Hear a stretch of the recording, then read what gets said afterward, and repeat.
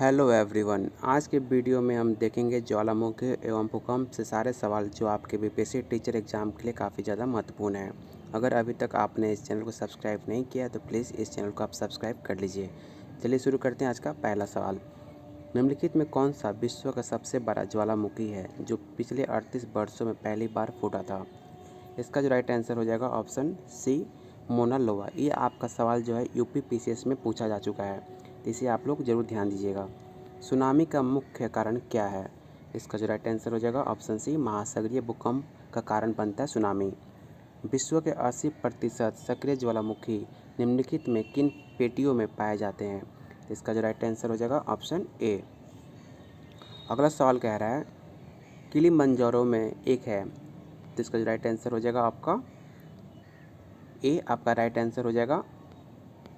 अगला सवाल कह रहा है माउंट एटना क्या है? इसका जो राइट आंसर हो जाएगा आपका एक ज्वालामुखी आपका माउंट एटना है। मोना लोआ किसका उदाहरण है? तो सक्रिय ज्वालामुखी का उदाहरण है आपका मोना लोआ। अगला क्वेश्चन है निम्नलिखित में कौन सी विशेषता ज्वालामुखी उत्पाद की है? इसका जो राइट आंसर हो जाएगा ऑप्शन ए। अग्निवृत्त में इस संदर्भ में से भी जाना जाता है, एक सक्रिय ज्वालामुखी के नाम से भी एक अग्निवृत्त को जाना जाता है। कुछ और सवाल देखते हैं हम भूकंप से। भूकंप के दौरान कौन सी तरंगें उत्पन्न होती है? इसका जो राइट आंसर हो जाएगा आपका भूकंपीय तरंगें। आप इसे ध्यान दीजिएगा, ये भी सवाल आपके पूछे जा चुके हैं। अगला सवाल कह रहा है निम्नलिखित में कौन सी सबसे तीव्र भूकंपीय तरंगें हैं? इसका जो राइट आंसर हो जाएगा ऑप्शन ए, प्राथमिक तरंगें। किन भूकंपीय तरंगों में अनुप्रस्थ विस्थापन शामिल होता है?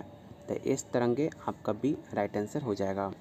भूकंप की किन तरंगों में अनुप्रस्थ विस्थापन शामिल होते हैं? इसका जो राइट आंसर होगा एल तरंगे। निम्नलिखित में कौन सा सुनामी का कारण नहीं है? तो मृदा अपरदन, इसका राइट आंसर हो जाएगा ऑप्शन ए।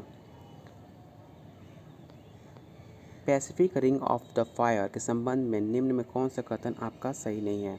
तो पैसिफिक रिम उत्तरी अमेरिका और दक्षिण अमेरिका के पूर्व के तटों पर कवर करता है, ये कथन आपका गलत है। चलते हैं अगले सवाल पे। सूर्य और चंद्रमा द्वारा गुरुत्वाकर्षण के माध्यम से पृथ्वी को एक ही दिशा में खींचने के कारण क्या उत्पन्न होता है?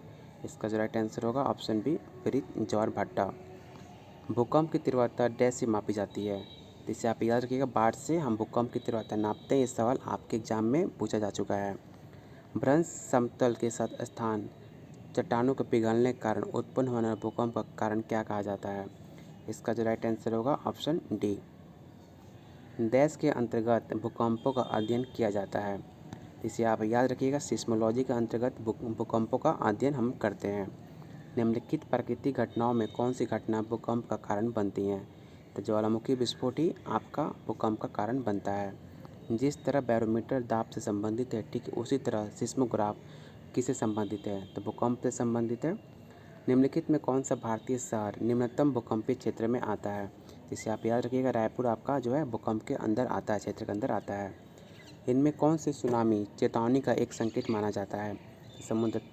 समुद्र तट से तुरंत वापस गिरने वाले पानी को।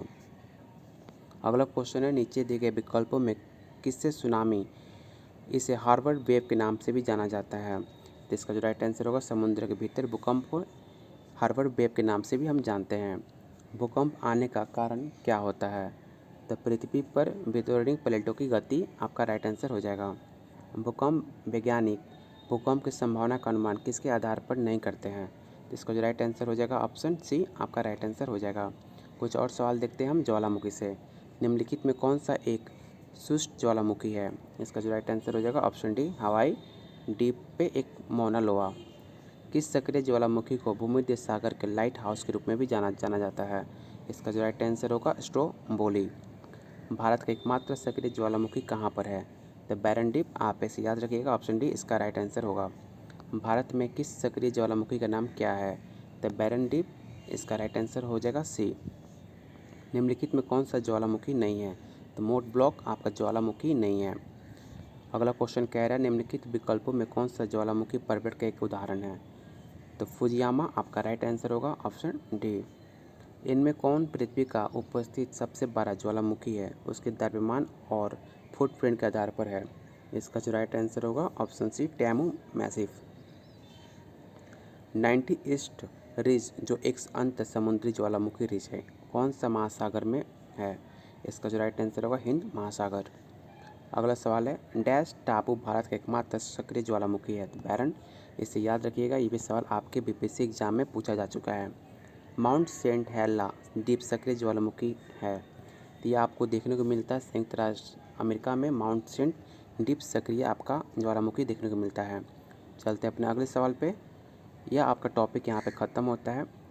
हम बहुत जल्द अपने अगले क्लास में मिलेंगे किसी और टॉपिक पर। अगर अभी तक आपने इस चैनल को सब्सक्राइब नहीं किया तो प्लीज़ चैनल को सब्सक्राइब कीजिए और वीडियो को जितना हो सके अपने फ्रेंड के साथ शेयर कीजिए।